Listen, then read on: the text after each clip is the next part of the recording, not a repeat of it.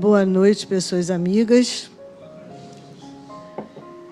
É difícil o tema de hoje, pelo menos para mim é bastante. Acredito que eu não vou ser a única que sinto essa dificuldade. Primeiro, porque a gente vai falar de Evangelho. E Evangelho é um manual de aprendizado constante e são tarefas e exercícios bem difíceis. E o tema hoje é o capítulo 7, Bem-aventurados os pobres de espíritos, no item 11 e 12, que vai nos trazer a ideia da reflexão sobre orgulho e humildade. É fácil isso, gente? Não, né? Que bom, não estou sozinha. Pois é. Eu confesso que eu tive algumas dificuldades ao lidar com isso, né? Porque é um tema que bate diretamente no nosso coração. Então, daí a dificuldade, né? E aí a gente vai entremear as coisas que são de orgulho e humildade e as situações que Jesus já nos alerta e nos fala, né?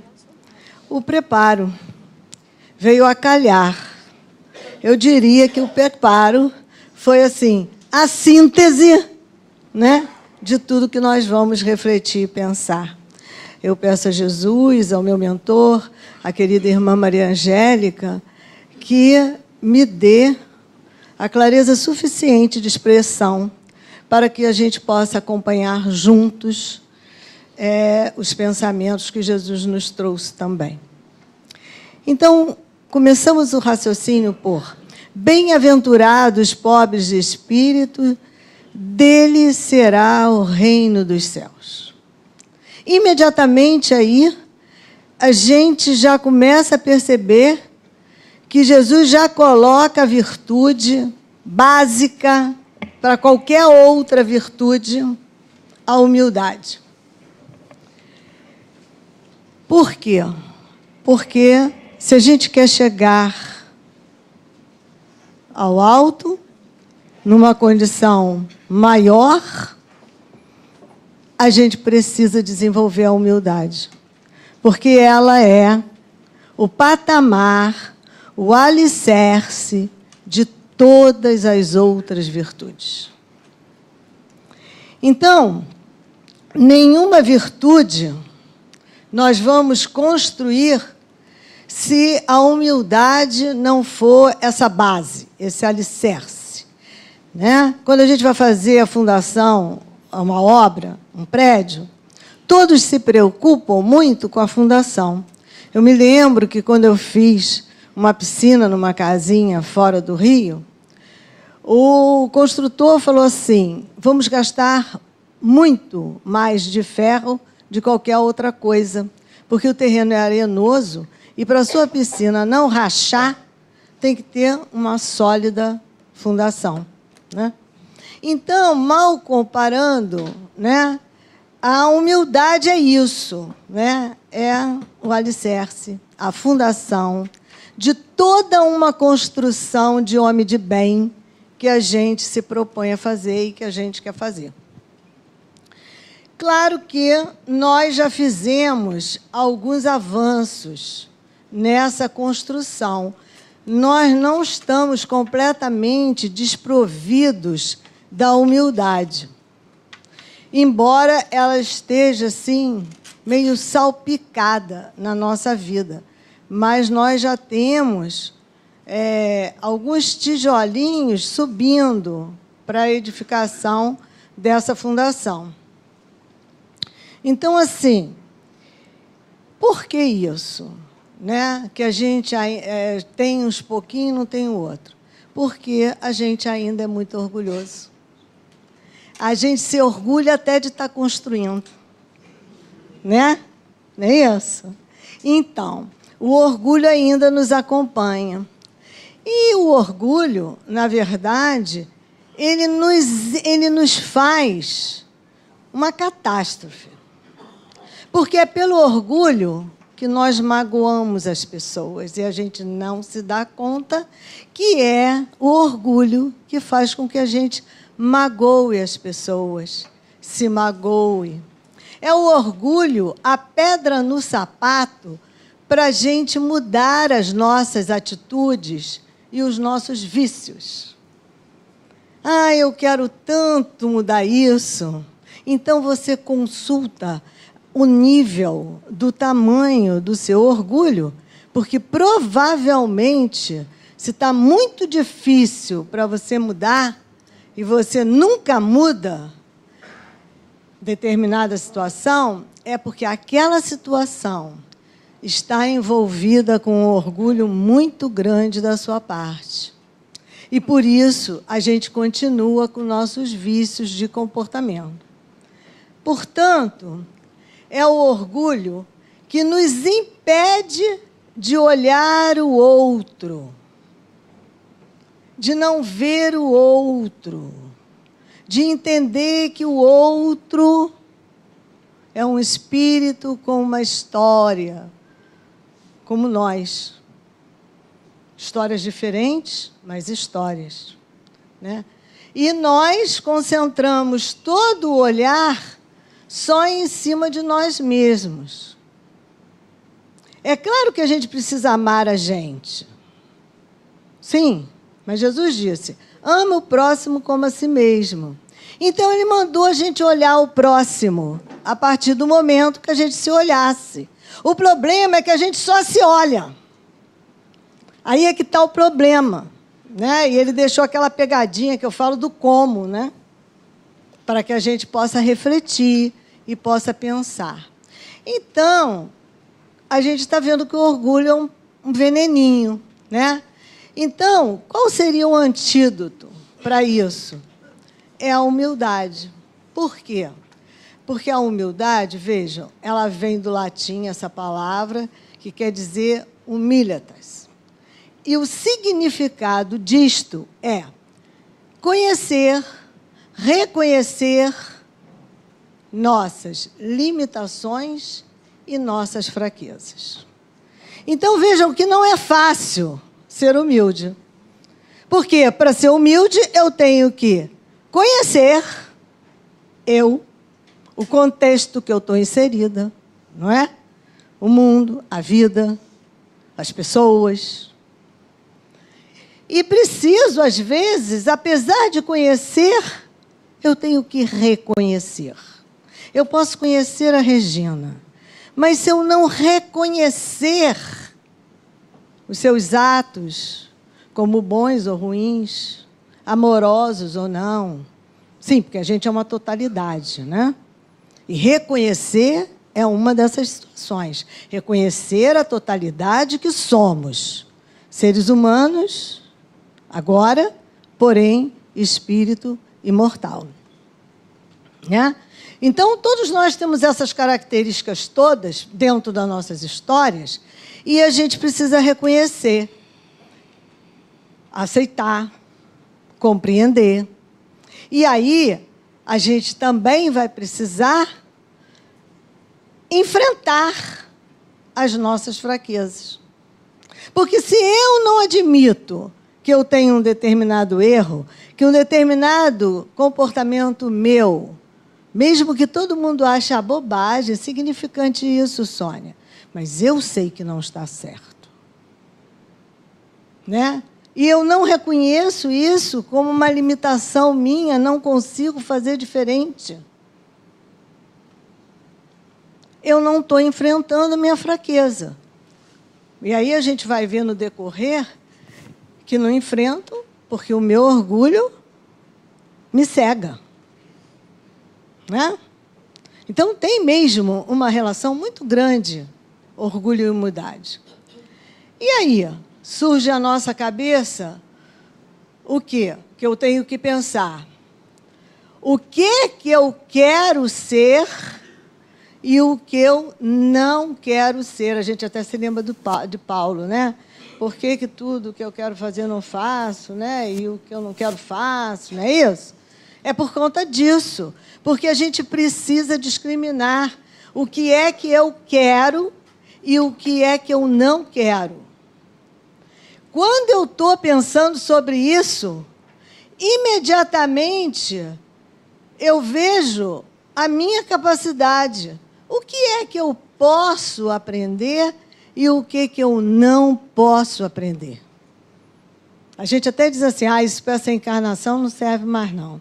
Vou ter que esperar a outra para eu poder fazer diferente, né? A gente tem essa linguagem no nosso cotidiano, não é? Então, isso mostra que a gente já está começando a pensar, inclusive, sobre isso.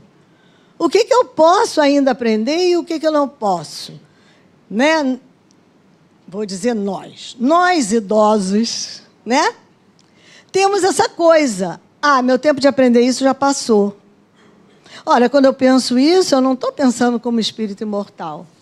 Penso no espírito imortal, o que acontece? Não tem tempo passando para aprender. Eu vou aprender todos os dias, todas as horas, né?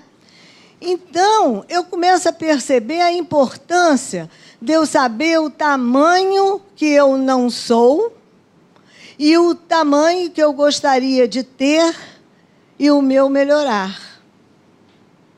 Aí, quando eu começo a ver isso, né, eu começo a ver a minha colocação de lugar na vida. Por exemplo, se eu sou um servidor da casa da irmã Maria Angélica, vem uma ordem, eu tenho que cumprir. Por quê? Porque o meu tamanho, o meu lugar na casa da irmã Maria Angélica, não é de quem dá a ordem, de quem pensa a ordem, de quem pensa... Eu vou dizer uma coisa, graças a Deus. Eu só tenho a tarefa de ver o meu tamanho e ver que eu tenho que cumprir. Não porque estão me mandando, mas porque eu quero melhorar de tamanho. Eu quero renovar minhas atitudes. E aí, quando a gente começa a pensar isso, a gente pensa junto assim, meu Deus, quanta brigalhada que eu fiz, né? Sem sentido, sem motivo, né? Tudo porque eu não sabia o tamanho que eu tinha.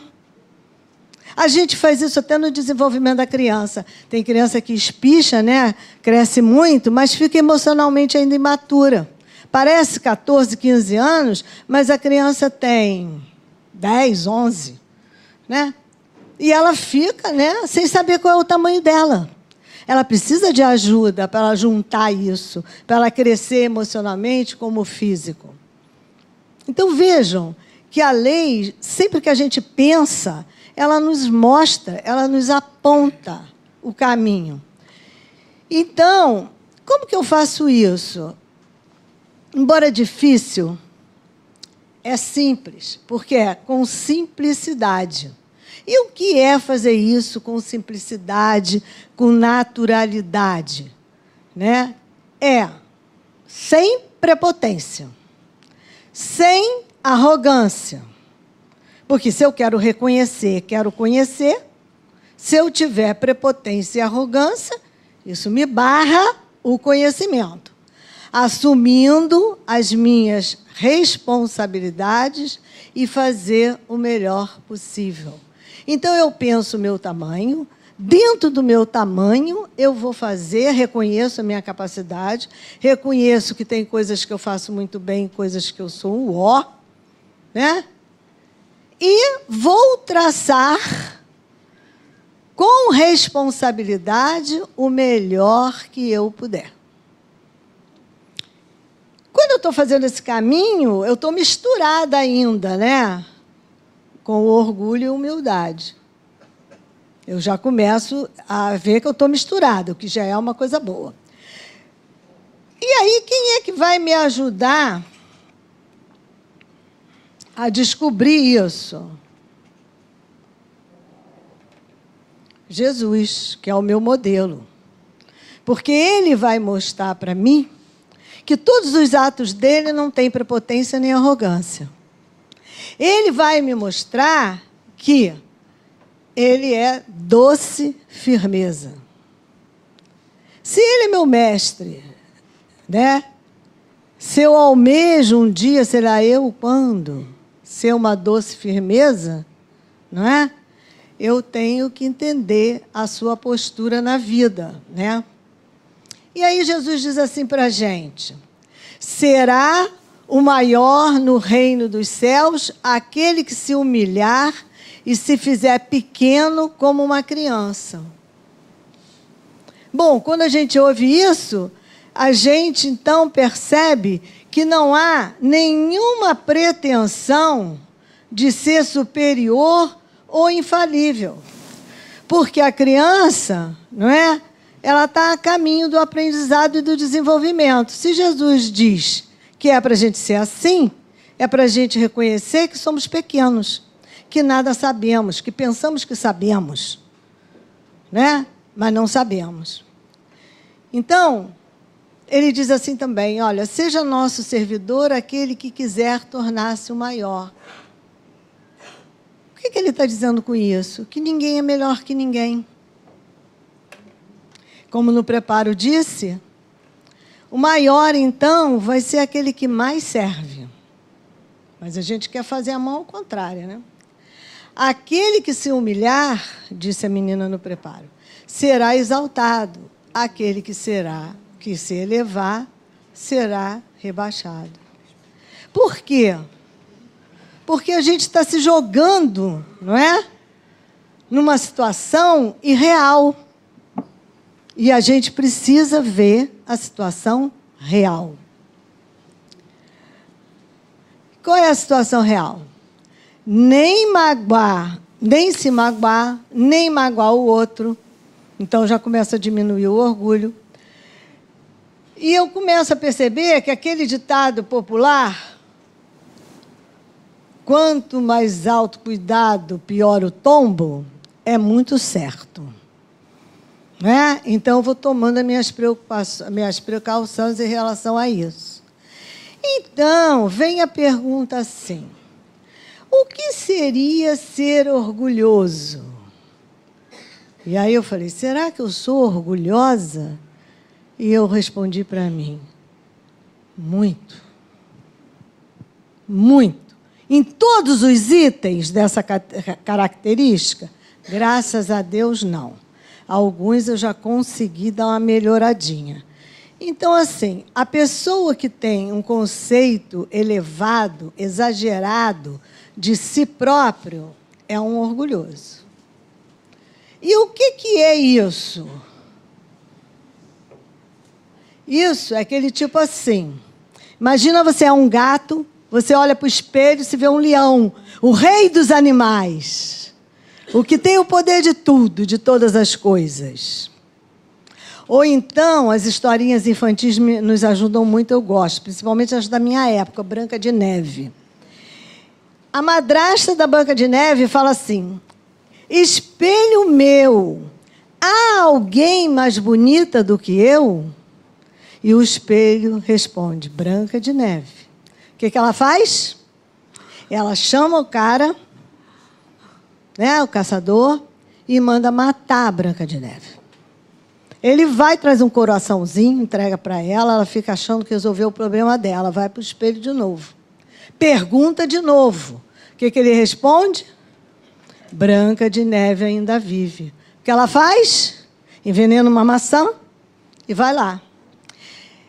Agora, vamos pegar isso e trazer para a nossa realidade, não é? A gente faz isso. Né? Se de repente eu estou me achando, aí a Regina vai ficar na Berlinda hoje. Há muito tempo eu não vejo ela. Então ela vai ficar na Berlinda. Nossos horários não coincidem. Então, assim, aí ela faz alguma coisa tão boa quanto a que eu fazia. Aí o que eu faço?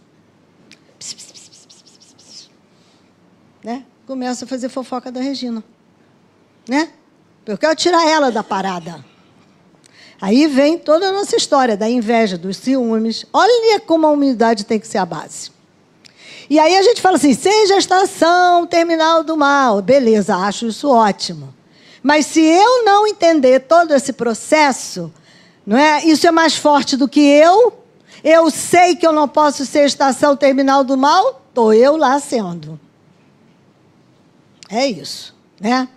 Então, o amor próprio demasiado, porque a gente ainda está trabalhando a lei do amor, a gente ainda não sabe isso não, gente. A gente é bem iniciante, é semi-analfabeto. Então, o amor próprio demasiado leva à soberba e à arrogância. É a característica do orgulhoso. Cheio de si, o rei da cocada, eu sou o cara. Né? Então, quando a gente até assim, né, sabe de um assunto, não é só dinheiro não, sei de um assunto profundamente, me acho. Não divido o assunto com o outro, não troco ideia. Por quê? Porque eu tenho medo, né, do que ele pode fazer com o meu saber, não é? E, além disso, ele vai me destronar? Eu vou sair aqui do reinado da cocada? Então, eu sou orgulhoso. Né?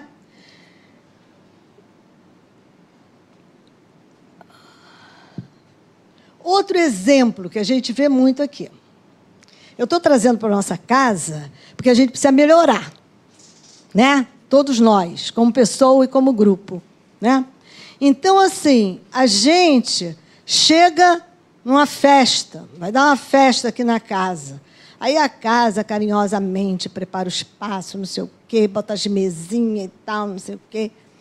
Aí chega alguém e fala assim, mas eu não quero sentar nessa mesa, não. Nessa mesa eu não vejo direito, ninguém vai me ver, eu não vou ver as pessoas. Eu já trabalho na casa há tanto tempo, você me deu essa mesa para sentar?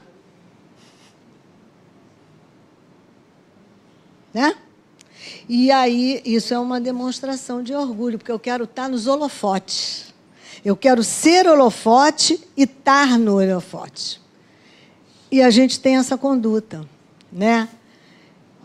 Então, é complicado. Depois, a gente vê assim, se sobrepor às demais pessoas, que é sempre um adeno a mais, né? Fechou o salão, aí a pessoa chega, não tem mais lugar. Dá um jeitinho para mim, um jeitinho só.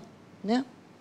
Então, assim, o orgulhoso está sempre querendo, né, ser acima dos outros e ainda por cima, quando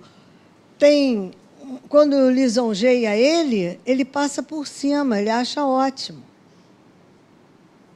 Mas, se for o outro, aí para o outro não serve. Então, esses são comportamentos do nosso dia a dia que vai mostrando, né, que a gente é orgulhoso, sim. Né? Então, ele se acredita infalível, como disse no preparo. Né? A culpa nunca é dele, é de todo mundo. Nunca dele. Né? Por quê? Porque ele é o que mais sabe, né? Ele é o que mais acerta. Ele é o cara. Outra coisa, não pede desculpa nunca e raramente agradece. Não pede mesmo, porque ele é o cara. Vai pedir desculpa do quê? Ao contrário do Chico, né? Quando perguntaram para ele a história do perdão, ele falou, não tem que perdoar ninguém, ninguém me faz mal. Né? Olha a humildade aí, né? Acontecendo na interação deles. Né?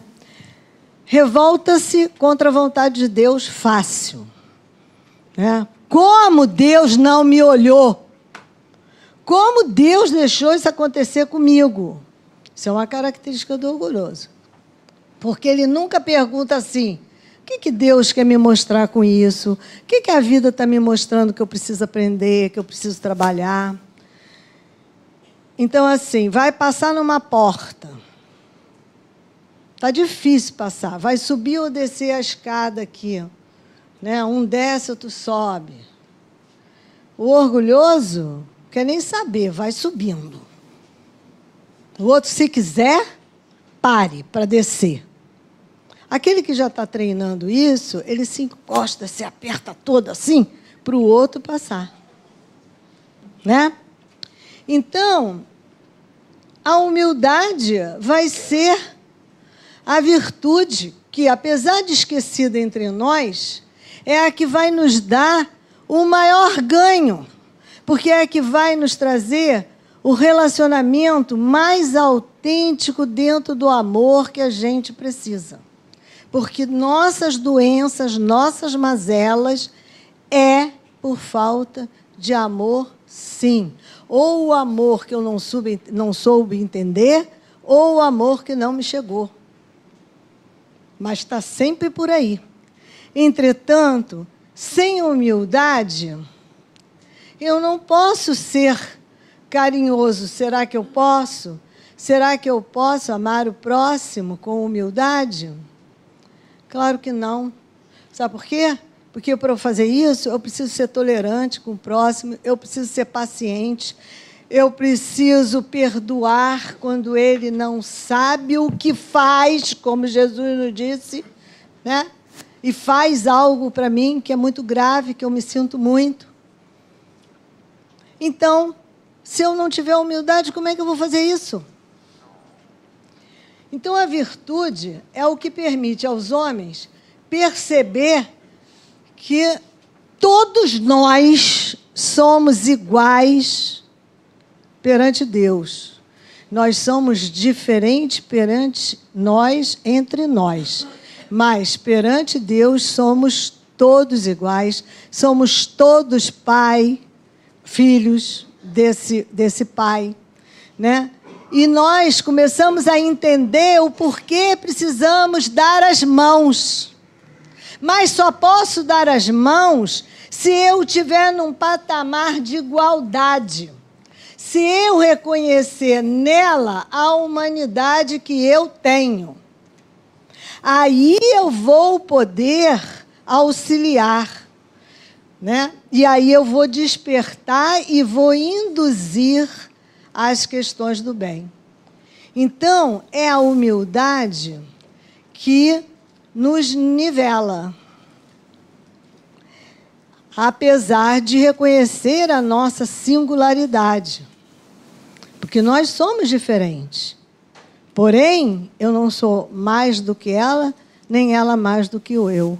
Porque somos diferentes, eu sei coisas que ela não sabe. E ela sabe coisas que eu não sei. E aí a coisa está nivelada, porque a encarnação é um aprendizado. Não é? E daí por que é importante a diferença? Daí por que é importante da troca, do respeito, né? Tanto para nós como para o outro, né? E aí eu descubro uma coisa muito importante quando eu estou raciocinando isso, né? Que eu preciso saber das razões lógicas da humildade, porque tem uma lógica nisso. Não basta só eu desejar ser humilde, porque do céu só cai bênção e a minha cabeça tem que estar na direção da bênção. Eu sempre falo isso, porque se eu fizer assim, cai na do vizinho, não cai na minha cabeça, né? Então, sem essa virtude, o que acontece? A gente pensa que a gente está legal, que a gente tem todas essas coisas, mas ainda não tem. Nós estamos tendo alguns flashes disso. E aí é como se a gente estivesse botando uma roupa que escondia alguma deficiência que a gente tivesse. Porque o que é ruim, a gente tem a tendência de não mostrar. Então, o que a gente está pensando?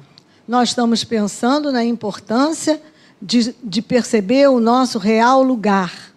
O que eu sou, como sou, as minhas possibilidades de novo.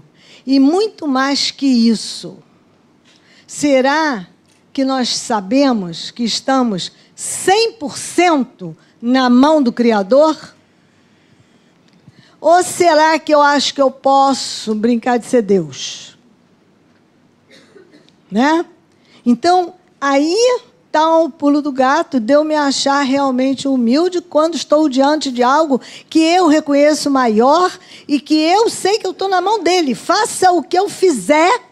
Tipo assim, a palavra final é dele. Eu tenho que me esforçar muito para que seja equivalente o que eu quero com a palavra final dele. E o esforço está em cima disso. Aí o Lacordaire fala uma coisa interessante nessa passagem. Lembrai-vos daquele que nos salvou. Lembrai-vos da sua humildade, que de tão grande o fez colocando acima de todos os profetas. Então, a atitude de Jesus, a doce firmeza dele, é que o coloca acima de todos. Não foi ele que se colocou, nós o colocamos, mas não foi ele que se colocou. Então, esse é o maior exemplo de humildade que a gente realmente tem. Né? Eu não vou me colocar, porque eu sou igual. Então, será que a gente é humilde? Será que a gente tem uma cota de humildade? Quando é que nós somos humildes? Eu fiquei pensando. E aí fui no Evangelho e tive algumas descobertas. Assim, somos humildes quando sabemos nosso real tamanho e dependência diante de Deus. Quando reconhecemos nossa força e nossas limitações. Quando valorizamos as pessoas pelos que elas são. Porque aí eu vou aprender a olhar com o coração. Porque é o olhar do coração que faz eu compreender, porque aí eu não julgo. E Jesus disse, não julgue. E o que a gente mais faz é julgar, porque nós não olhamos com o coração. A gente ouve a dor do outro, mas a gente não se coloca no lugar do outro. A gente não compreende a dor do outro, porque a gente só está olhando para a gente, porque a gente é orgulhoso. E aí Jesus diz assim, ame como eu vos amei. Ele dá essa ordem. E a gente precisa respeitar essa ordem rapidamente. Então, assim, quando dividimos o que sabemos e o quanto temos para aprender. Algumas dessas coisas, gente, vamos combinar que a gente já faz um pouquinho, né? Graças ao bom Deus. E a casa aqui, que nos ajuda bastante através dos cursos, né? Do estudo em grupo, como nós estamos fazendo agora, né? Cada um vai para casa depois, vai ler o Evangelho esse pedaço, vai juntar os ponteiros, né? Vai traçar seus próprios caminhos. Então, expressamos nossa opinião sem vergonha. Por quê? Porque sabemos que cada um tem a sua razão. Por quê? Porque está dentro da história. Está dentro da história espiritual de cada um. Quem sou eu para falar alguma coisa? Agora, se eu falar alguma coisa, eu não posso ter vergonha daquilo que eu falei, porque está dentro da minha história. Está dentro do meu nível de compreensão. Quando reconhecemos e assumimos os nossos erros. De novo, Jesus diz, veja quem tem olho de ver, ouça quem tem ouvido de ouvir. Ele não ia dizer isso à toa, não é mesmo? É porque ele sabe que nós precisamos trabalhar a humildade.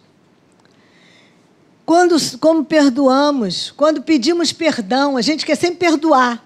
Pronto, ó, cuidado. Está com um pé na humildade e o outro no orgulho. Porque toda vez que você precisa perdoar, algo você fez também. Ninguém é santo.